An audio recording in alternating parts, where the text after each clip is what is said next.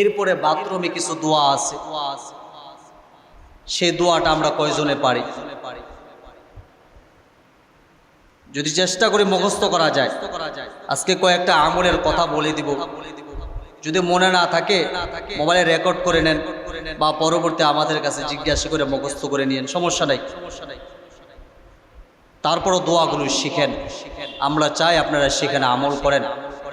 আপনি আমল করলে আল্লাহর কাছে তো এতটুকু নাজাতের ব্যবস্থা হয়ে যাবে যে আল্লাহ দোয়া শিখাইছে, আমল করছে, এই উসিলা মাফ করে দেন। উসিলা তো লাগবে, দুনিয়া তো উসিলা বানায় যায় যাতে পরকালে আল্লাহর আসামির বেশে আল্লাহর কাঠগড়ায় যেন না দাঁড়াতে হয়।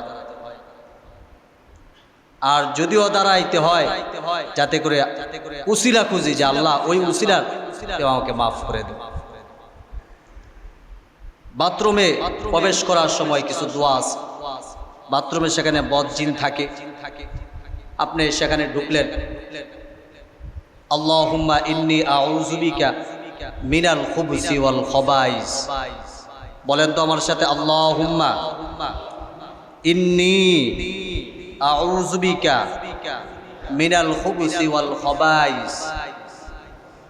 আল্লাহুম্মা ইন্নী আউযু বিকা মিনাল খুবসি ওয়াল খবাইস। এই দোয়াটার অর্থ চমৎকার। ওই বাথরুমে হাম্মামখানায় সেখানে বদ জিন থাকে, যে আল্লাহ ওই সমস্ত জিন থেকে আমাকে হেফাজত। এরপরে বাথরুমের কাজ শেষ করলেন, জরুরের শেষ, আপনি বের হলেন, দোয়া পড়লেন, গুফরানাকা আলহামদুলিল্লাহিল্লাযী আযহাবা আন্নিল আদা ওয়া আফানি। সেখানেও দোয়া আছে।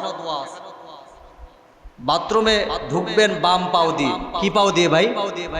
বাম পাও দিয়ে দোয়াটা পড়বেন, আল্লাহুম্মা ইন্নী আউযু বিকা মিনাল খুবুসি ওয়াল খবাইস।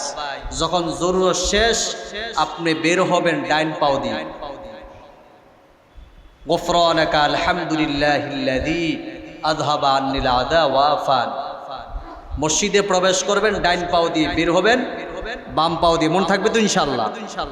বাথরুমে কোন পাও দিয়ে প্রবেশ করবেন? বের হবেন মাশাআল্লাহ। এই যে পারেন আপনারা।